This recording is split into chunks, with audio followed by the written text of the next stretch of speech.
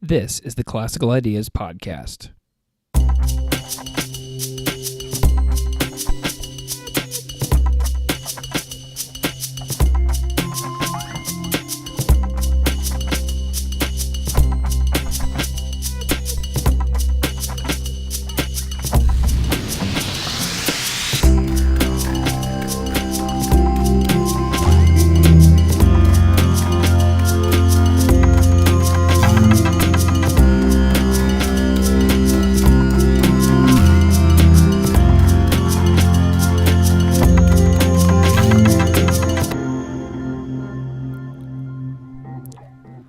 Welcome to the Classical Ideas Podcast. This is Greg Soden.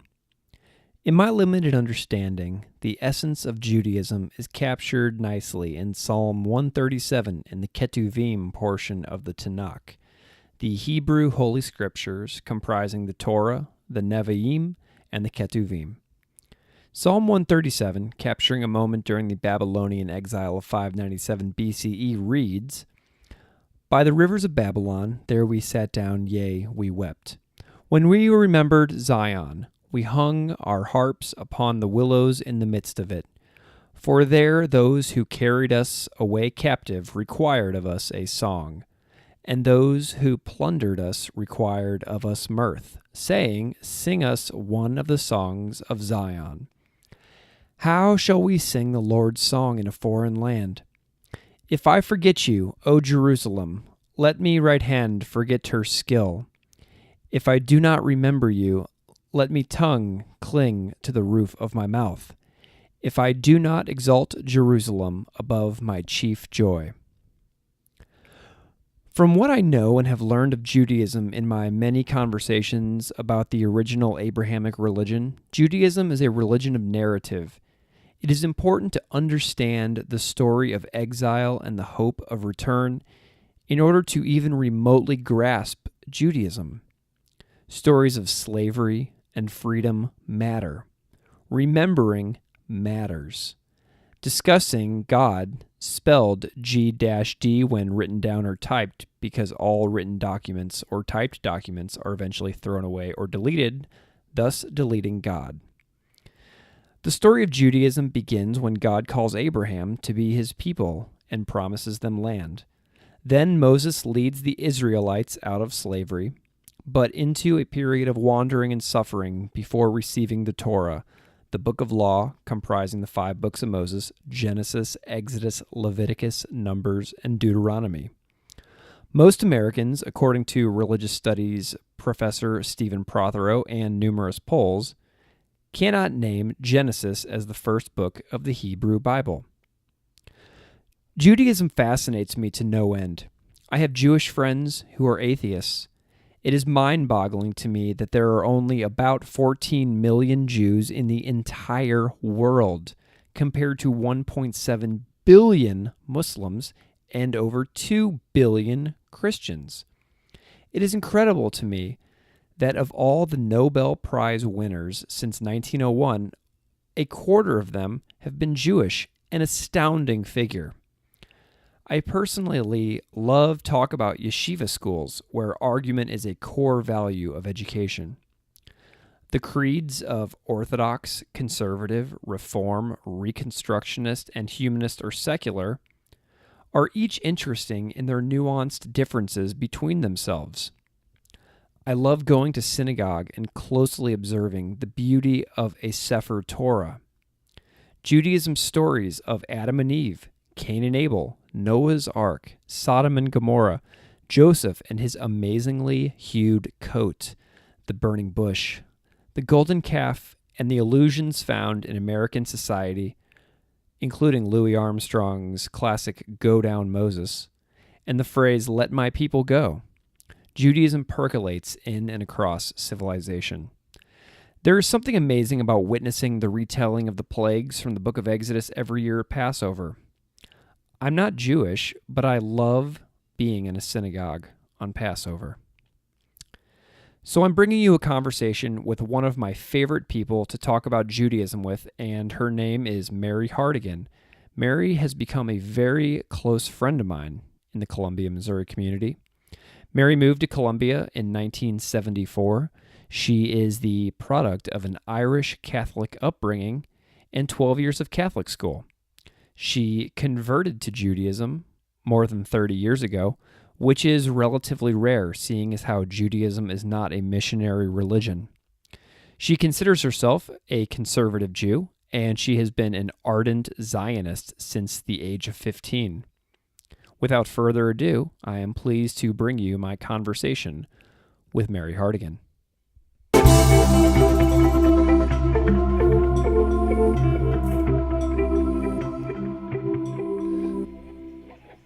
Welcome to episode 6 of the Classical Ideas podcast. This is Greg Soden. I am here today with my friend Mary Hartigan. Hi, Mary. Hi, Greg. Thanks for coming on the Classical Ideas podcast. It's a pleasure. So I'm curious if you can start by just kind of talking about your involvement in the local Jewish community here in Columbia, Missouri. Well, we have a synagogue, Congregation Beth Shalom, that's been around. We were incorporated in 1973, so we've been around for a while. We've had some pretty good growth, but when I came into the community, I was welcomed, and then I realized that the only way it works is if we all do something. So over the years, I've found a lot of satisfaction from being a person in the community that can be counted on for certain things. There's certain activities, certain religious activities that I participate in, and so I can be counted on, and that feels really good to me. And if we don't do it, nobody else will. So you get a really good sense of community out of the entire Very thing. much so, yeah. Excellent. I know that over the years you've done a lot of scholarly study as well. Didn't you even try to pursue like rabbinical training at some points? Actually, I have some para-rabbinical training from the Union for Reform Judaism, and I actually have a certificate. And I can do everything except marry someone. And when our rabbi's been on sabbatical, I've done that. I've done funerals, I've led services, and so on. So it's, since we are a small community and we all need to help out, having a little training helps a lot.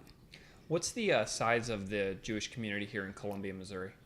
The community that joins the synagogue is about 140, we say member units, not families, obviously, because there's single people and so on.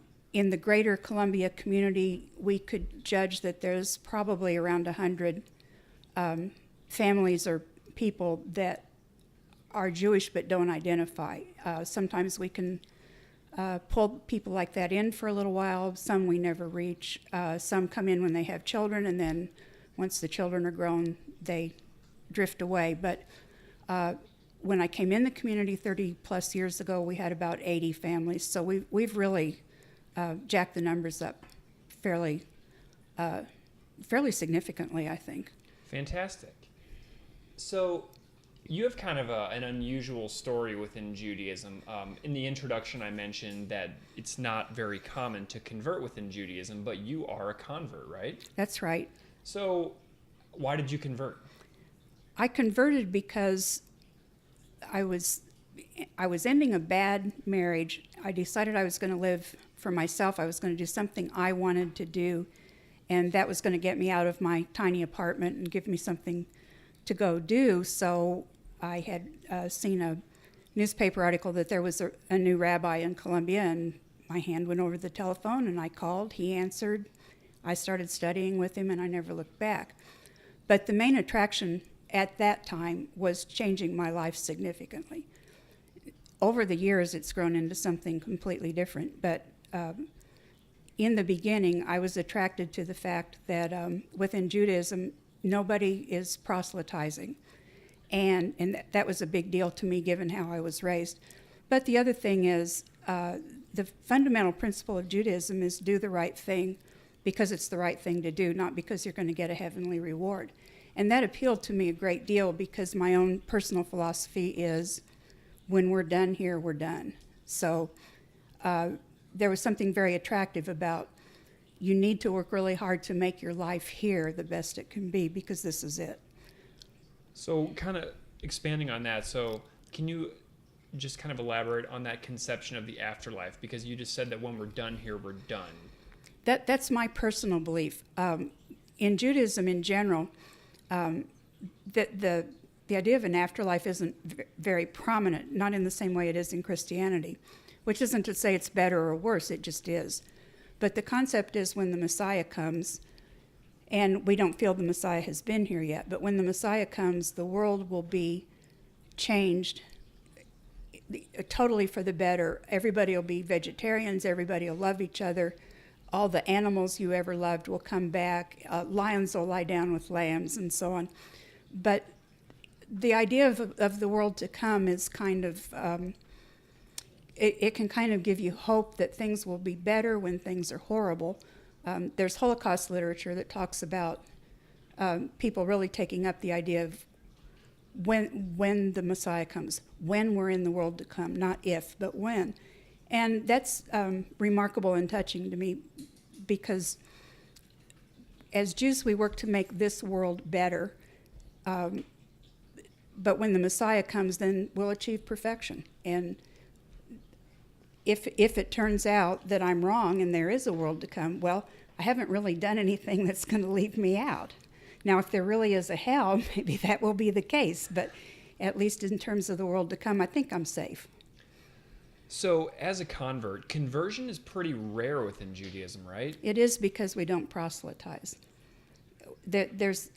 We think we have a way to God, not the way, and we don't spend a lot of time doing outreach to other religions in order to change people's minds.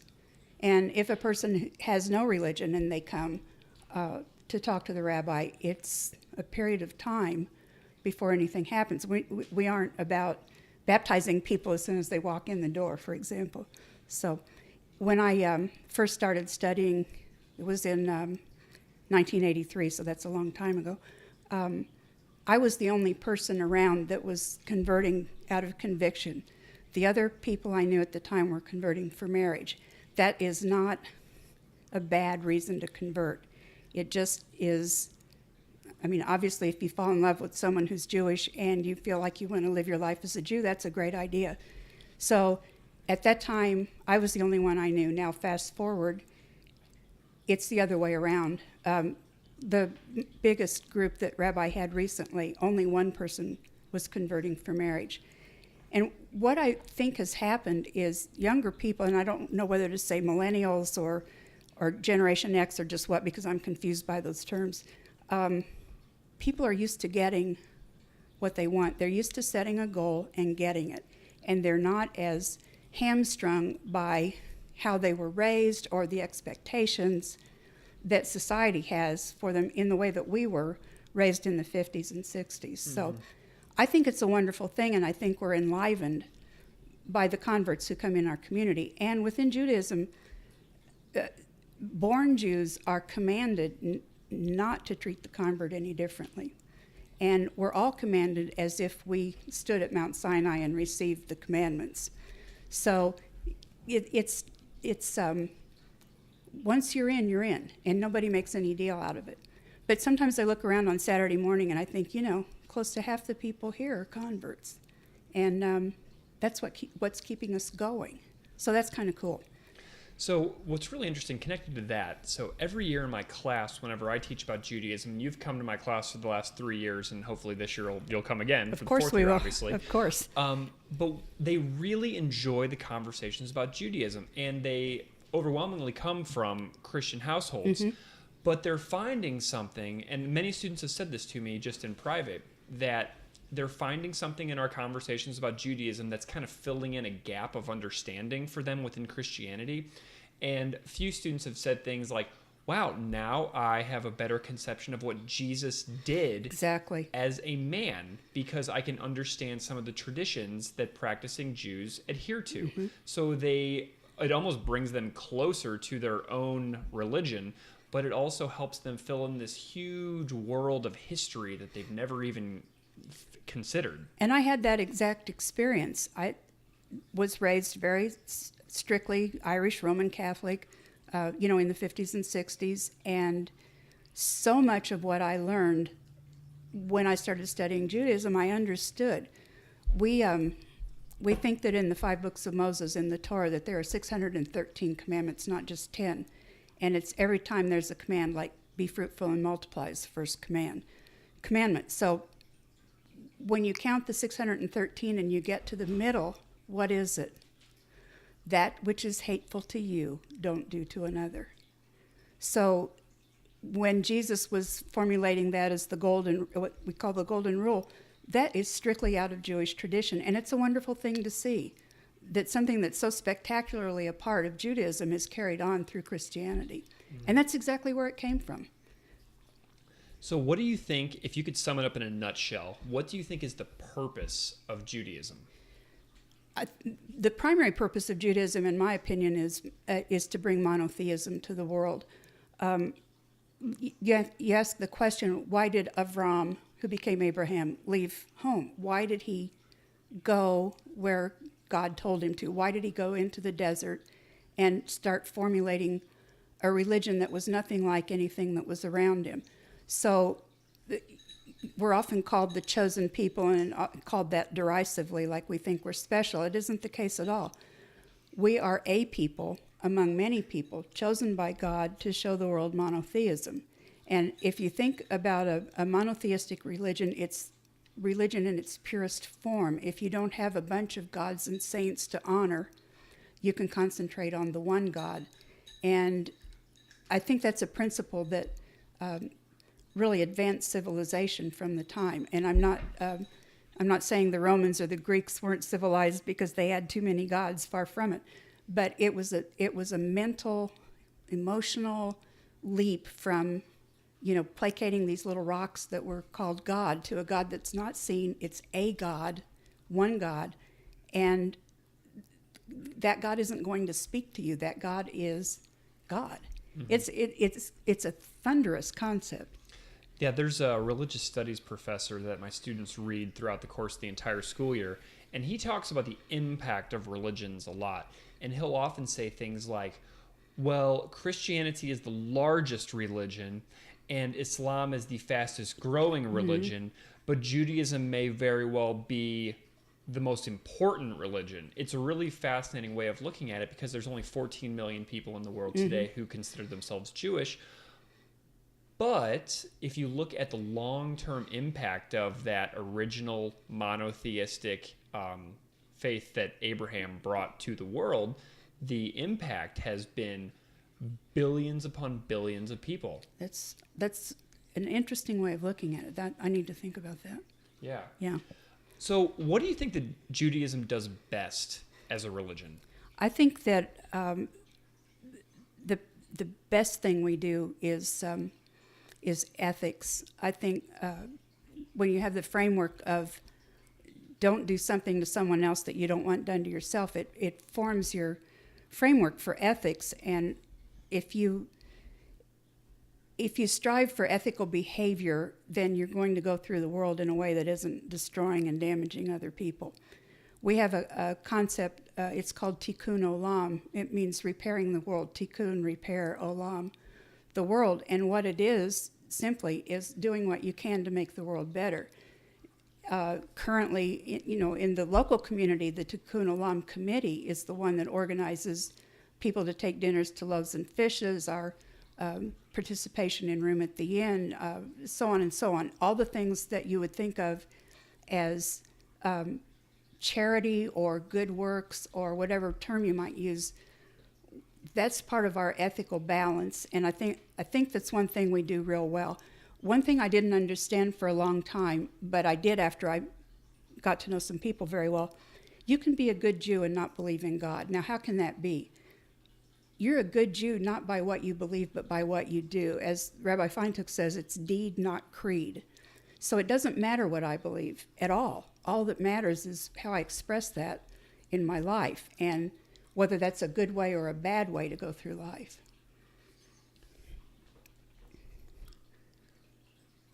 So you just mentioned a name. You've mentioned a couple names throughout now. So who are some of your major role models within Judaism? Like if you had to recommend listeners look up some authors or some specific rabbis, like who do you most look up to? I most look up to Elie Wiesel for the way he lived his life, for what he brought to the consciousness of the world after the Holocaust. And I don't think there's any book that he's written that isn't worth reading. There's something in every book that makes you think about something you haven't thought about before, and I'm stunned at how the man does not repeat himself. So I think we lost a light to the world when he died. That man did everything he could to bring to the world's consciousness evilness and bad behavior in the end can't win. One of my other role models is Golda Meir, first female prime minister in Israel. I'm a feminist, of course. I love Golda. There's just nothing you can say about that. Henrietta Zold was an American woman who, in the 1800s, when women gathered in knitting circles or had tea or whatever, she was organizing a women's organization to raise money and educate nurses to send to pre-state Israel. In other words, Palestine around 1900, sending in young women as nurses. Eventually, Hadassah became a worldwide organization. Hadassah is the organization she founded, with major medical centers in Israel, with, among other things, things that can be done for immigrants, technical education, so on and so on. So I admire her as a feminist because she really was doing a man's work in a man's world. I admire Theodor Herzl because as a secular Jew, he was able to see the need for a Jewish homeland and got things going so that we eventually did get the State of Israel in 1948. Now, who I would recommend to read, first would be Abraham Joshua Heschel's very small and very readable book called The Sabbath. And even if the concepts are particularly Jewish in some cases, he brings it around to universal relationship with God, relationship with the rest of the world that I think matters to just about it. And there went Ozzy into the basket. Just about everybody's who thinks about God or thinks about setting time aside, like for a Sabbath, will get something from that book.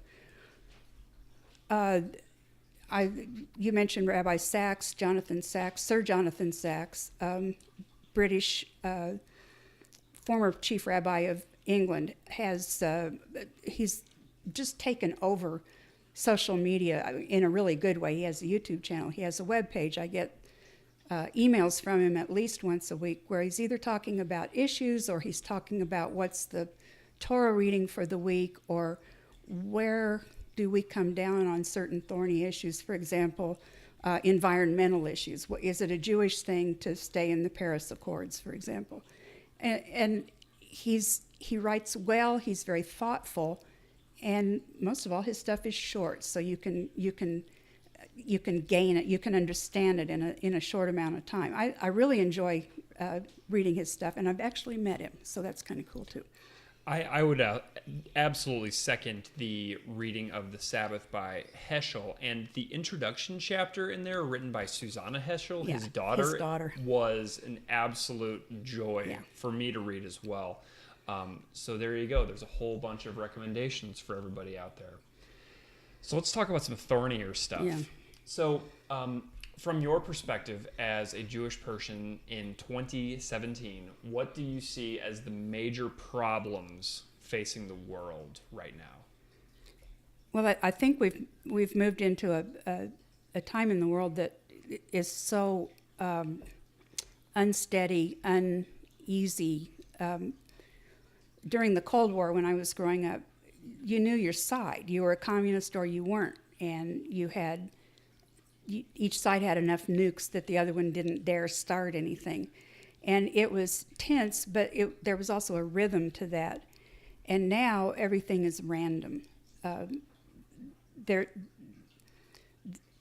wonder if maybe greed might be the root of it. I want this land, I want this power, I want control over these people, I want these things.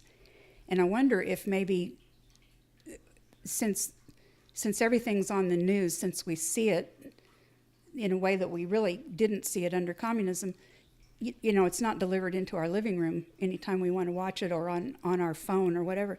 I wonder if maybe things seem worse just because everything's so random. So if I would want to fix one thing, I'd want to fix it so everybody was okay, everybody had what they needed, and then maybe the greed would lessen. Maybe there'd be less reason to try to take over someone's territory or resources. But I don't know. I'm not sure, because I'm not sure. Everything's so uncertain, and I'm not sure what really is taking place.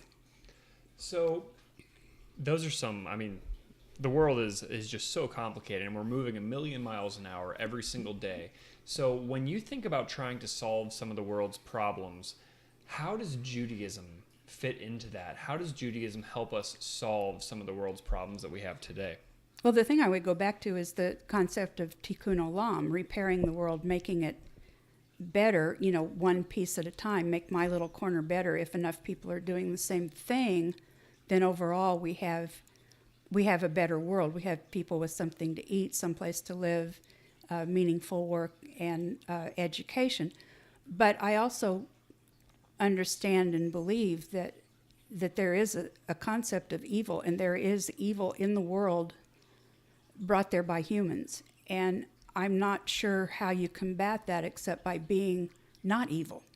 So the more people that are content and satisfied, the harder it would be for evil to work, I think.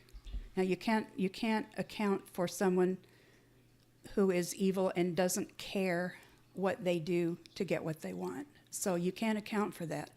But you can account for, in your little town, that no kid goes to school hungry, and thereby take care of one of the big problems in the world, which is not having enough.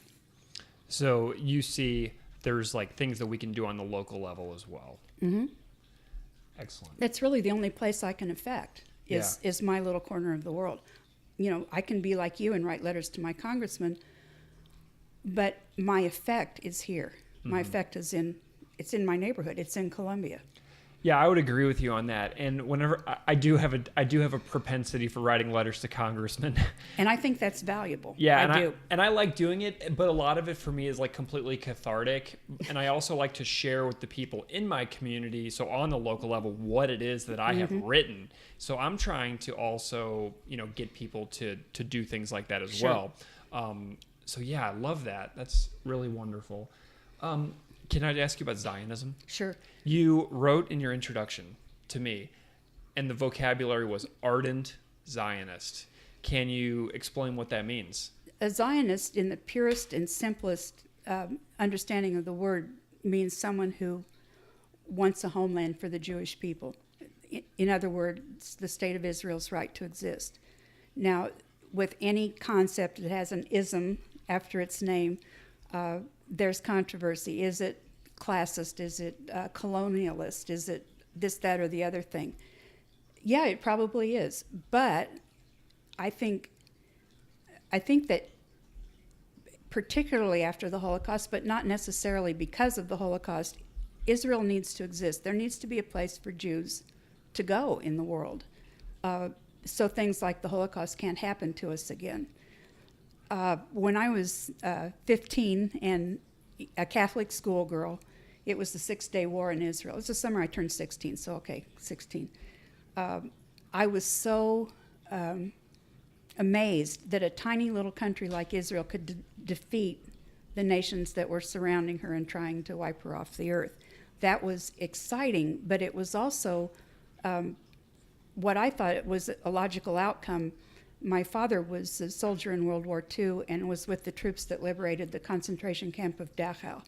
So all my life I knew about the Holocaust because of my father.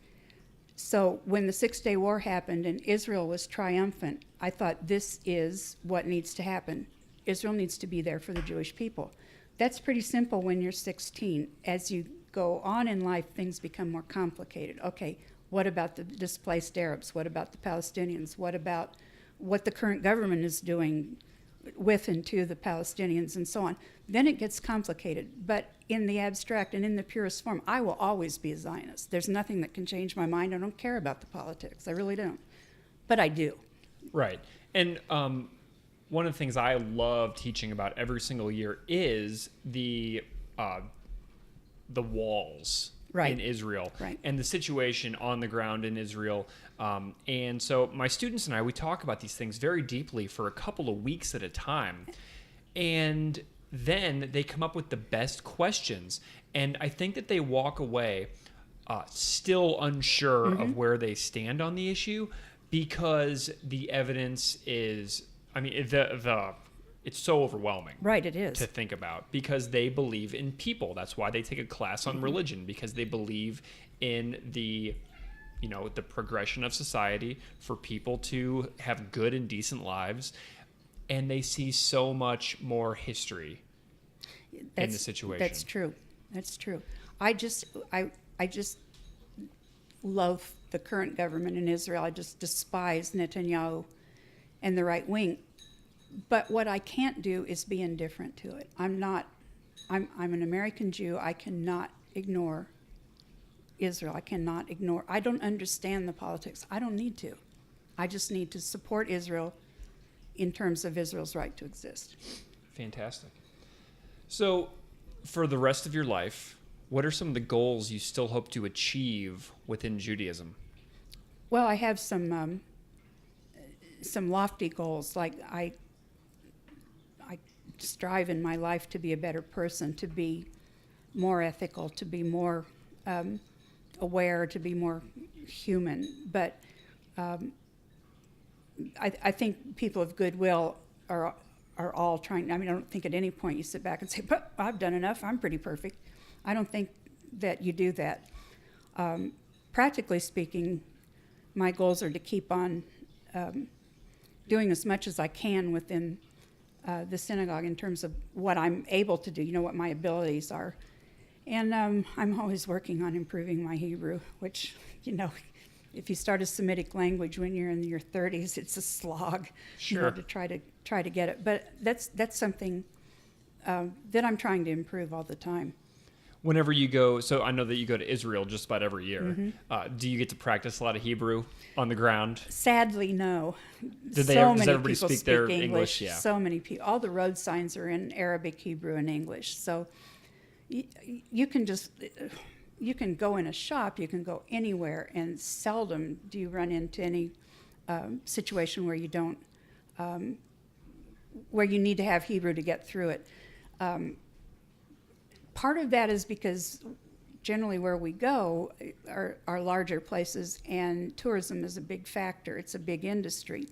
So it's to the merchant's own good to have English-speaking people working in their shops.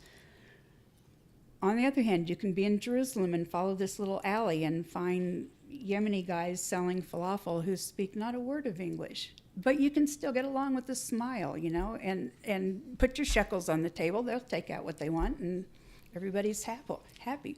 But it's still, you can surround yourself with English speakers, or you can seek experiences outside of that. And the more we do that, the more at home we feel. We take the bus, we take the light rail, we rent an apartment, we know where the recycle place is, the best bakery, the grocery store that's open late, and so on. And that's a nice way to live, but it's also nice to get outside of a little bubble where you've learned to feel comfortable. But yeah, I will go to Israel every chance I get. I don't care what time of year or what we're doing, I'll just go. First time I went with my mother-in-law, and it was in 2003. I got off the plane, and I had to stop myself from kissing the ground like the Pope. I just really didn't want to kiss the tarmac. But the feeling of being there, and given that I'm not a born Jew, was overwhelming and indescribable, actually. But every time the plane starts to land at Ben Gurion, I think the same thing. I'm here. It's one of the most important pieces of dirt and trees and grass in the entire world. Absolutely. So this is the same question I ask everybody, but you're super involved in visiting colleges and visiting schools and talking to people about Judaism. You're wearing a t-shirt from my class right now. Why do you think it's so important for all people to know some things about all religions? I just think that especially here in landlocked Missouri, Not so much in Columbia because we have a large international community here, but where kids come from that go to Mizzou, or maybe the relatives of kids that you have in class and so on, we're very parochial. We're very,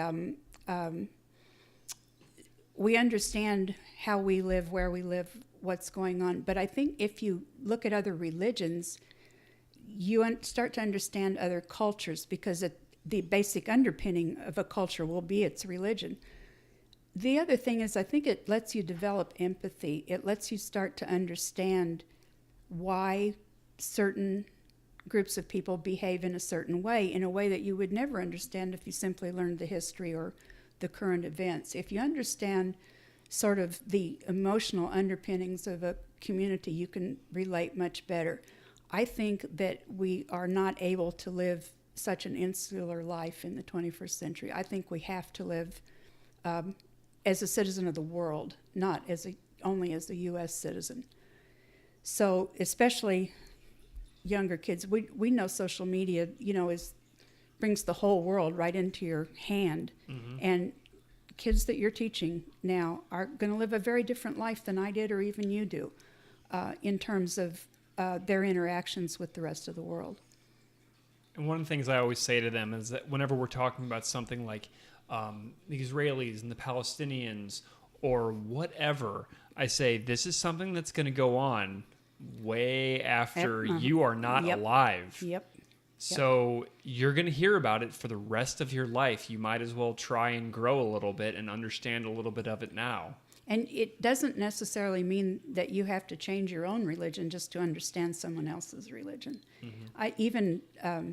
It was probably around 1970 or 71 when I was in college, in a small college in Northwest Missouri.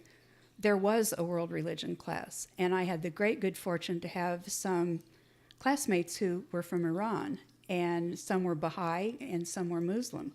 I knew nothing of either one before I took the class. I learned more from those guys than I actually did from the class. But the point is, other cultures were opened for me because I could start to understand what propels people. In parts of the world I'll never visit, but I still care about. I still want to understand. Mm-hmm. And I can attest to the fact that you are a scholar of multiple religions, because it seems like any time that I recommend like a documentary or something to you, it seems like you guys watch it. So yeah, we get on it. We do. Really cool. Mary, thanks for coming on the Classical Ideas podcast. It was a pleasure, Greg. Seriously. I appreciate your time. Thank you so much. Anytime. Bye. You can support the Classical Ideas podcast by subscribing in iTunes, Stitcher, Google Play, Castbox, or by visiting the website at classicalideaspodcast.libsyn.com.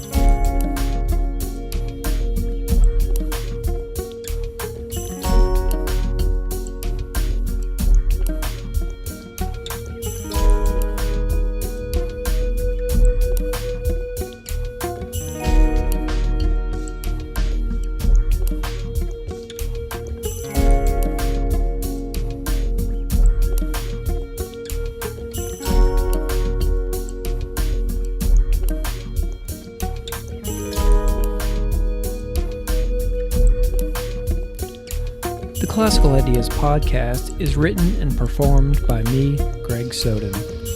Original music is composed and performed by Derek Strybig. His music can be found at www.wearewarmmusic.com. Thanks for listening.